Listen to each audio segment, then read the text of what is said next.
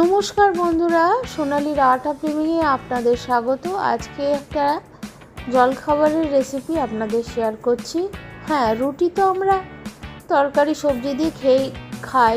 আজকে আমি একটু রুটিটাকে অন্যভাবে পরিবেশন করছি। প্রথমে রুটিটাকে অল্প একটু মাখন দিয়ে সেঁকে নিয়েছি।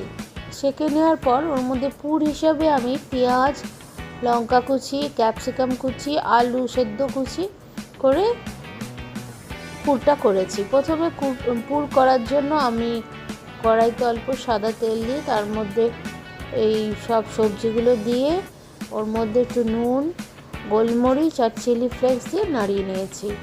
নেওয়ার পর তারপরে রুটিটাকে হাফ কেটে নিয়ে সেটাকে ট্রায়াঙ্গেল শেপে আমি ফোল্ড করেছি আর পুরটা দিয়েছি তার মধ্যে, আর ওর মধ্যে অল্প চিজ দিয়েছি এবং ওটা একটু সেঁকে নিয়েছি কড়াইতে বা ফ্রাইং প্যানে।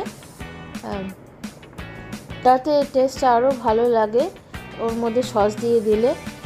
আর কম সময়ের মধ্যে এই রেসিপিটা তৈরি হয় বলে এতে সময়ও বাঁচে। স্কুল, কলেজ, অফিসে টিফিন হিসেবে নেওয়া যেতেই পারে। ধন্যবাদ ভিডিওটি দেখার জন্য। সবাই ভালো থাকবেন।